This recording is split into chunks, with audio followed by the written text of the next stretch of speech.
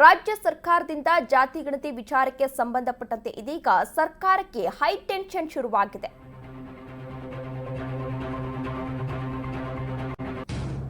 ರಾಜ್ಯ ಸರ್ಕಾರದಿಂದ ಜಾತಿ ಗಣತಿ ವಿಚಾರಕ್ಕೆ ಸಂಬಂಧಪಟ್ಟಂತೆ ಇದೀಗ ಸರ್ಕಾರಕ್ಕೆ ಟೆನ್ಷನ್ ಶುರುವಾಗಿದೆ. ಕಾಸ್ಟ್ ಸರ್ವೆ ಸರ್ಕಾರಕ್ಕೆ ಹೈ ಟೆನ್ಷನ್ ಹೆಚ್ಚಾಗಿದೆ. ಸಮೀಕ್ಷೆಗೆ ತಡೆಯಾಜ್ಞೆಯನ್ನ ನೀಡುವಂತೆ ಅರ್ಜಿಯನ್ನ ಸಲ್ಲಿಕೆ ಮಾಡಲಾಗಿತ್ತು. ಹೈಕೋರ್ಟ್ನಲ್ಲಿ ಇವತ್ತು ಅರ್ಜಿ ವಿಚಾರಣೆ ನಡೆಯುತ್ತೆ.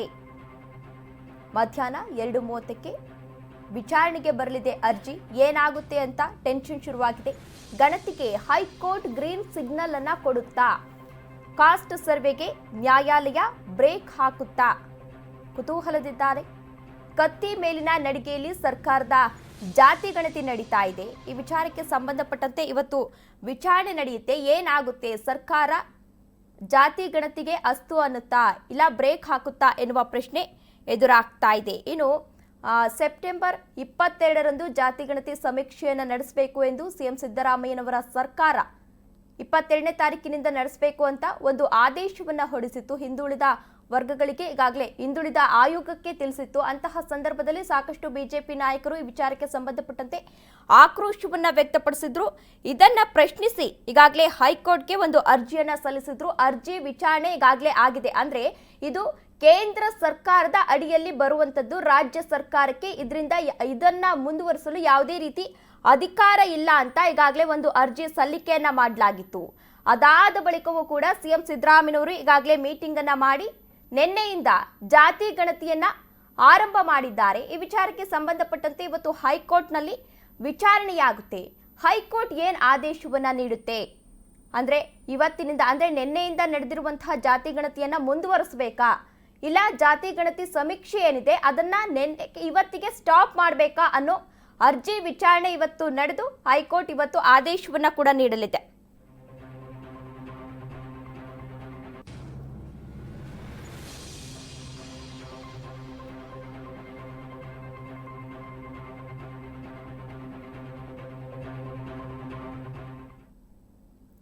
ಜಾತಿ ಗಣತಿಗೆ ಮೊದಲ ದಿನವೇ ವಿಘ್ನ ಅಡ್ಡಿ ಎದುರಾಗಿದೆ. ತಾಂತ್ರಿಕ ಸಮಸ್ಯೆಯಿಂದ ಸಮೀಕ್ಷೆ ಬಳಲಿ ಹೋಗಿದೆ.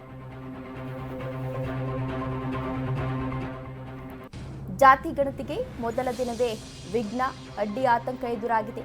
ತಾಂತ್ರಿಕ ಸಮಸ್ಯೆಯಿಂದ ಸಮೀಕ್ಷೆ ಬಳಲಿ ಹೋಗಿದೆ. ಇಂಟರ್ನೆಟ್ ಅಡಚಣೆ ಉಂಟಾಗಿದೆ. ಕೆಲಸ ಮಾಡಿಲ್ಲ ಆಪ್.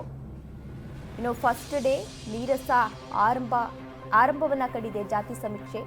ಬರೀ 2765 ಕುಟುಂಬ ಸರ್ವೆಯನ್ನ ಮಾಡಿದ್ದಾರೆ ಸಿಬ್ಬಂದಿ ಎನ್ನುವ ಮಾಹಿತಿ ಸಿಗ್ತಾ ಇದೆ.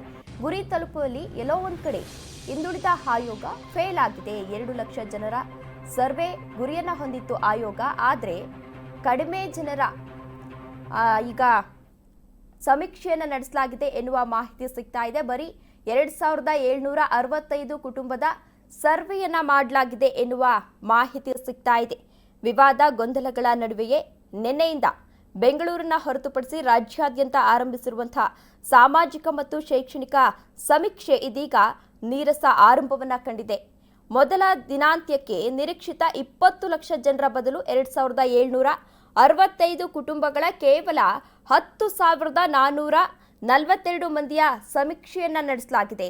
ಇಂಟರ್ನೆಟ್ ಇಲ್ಲದ ಕಡೆ ಸಮೀಕ್ಷೆಗೆ ಬಳಸುವಂತಹ ಆಪ್ಗಳು ಕೆಲಸ ಮಾಡಿಲ್ಲ. ಇದರಿಂದ ಎಲ್ಲೋ ಒಂದ್ ಕಡೆ ತಡೆ ಉಂಟಾಗಿದೆ. ಜೊತೆಗೆ ಮೊದಲ ದಿನ ಗಣತಿಗಾರರಿಗೆ ಸೂಕ್ತ ರೀತಿಯಲ್ಲಿ ಕಿಟ್ ವಿತರಣೆಯಾಗದ್ದು.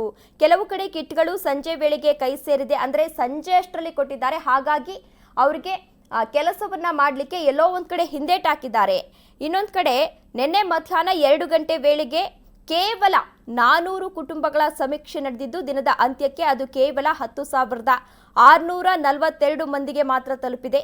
ಇನ್ನು ಶಾಲೆ ಅಂಗನವಾಡಿಗಳಲ್ಲಿ ಶಿಬಿರವನ್ನ ಕೂಡ ಇಟ್ಕೊಳ್ಳಲಾಗ್ತಾ ಇದೆ. ಇಂಟರ್ನೆಟ್ ಎಲ್ಲೆಲ್ಲಿ ಇಲ್ಲ ಅಲ್ಲೆಲ್ಲ ಆಪ್ಗಳ ಮೂಲಕ ಕೆಲಸವನ್ನ ಮಾಡಲು ಆಗಿಲ್ಲ. ಹಾಗಾಗಿ ಶಾಲೆ ಅಂಗನವಾಡಿಗಳಲ್ಲಿ ಶಿಬಿರವನ್ನ ಇಟ್ಕೊಳ್ಳಲು ವ್ಯವಸ್ಥೆಯನ್ನ ಮಾಡಿಕೊಳ್ಳಲಾಗಿದೆ. ಹಾಗಾದ್ರೆ ಎಲ್ಲೆಲ್ಲಿ ಎಷ್ಟೆಷ್ಟು ನಿನ್ನೆ ಸಮೀಕ್ಷೆ ನಡೆದಿದೆ ಅಂತ ನೋಡೋದಾದ್ರೆ ದಿನದ ಅಂತ್ಯಕ್ಕೆ ಹಾವೇರಿಯಲ್ಲಿ 680 ಕುಟುಂಬದ ಅಂದ್ರೆ 2662 ಮಂದಿಯನ್ನ ಸಮೀಕ್ಷೆಯನ್ನ ಮಾಡಲಾಗಿದೆ. ಚಿತ್ರದುರ್ಗದಲ್ಲಿ ಬರೀ 424 ಕುಟುಂಬದ ಸಮೀಕ್ಷೆ ಮಾಡಲಾಗಿದೆ.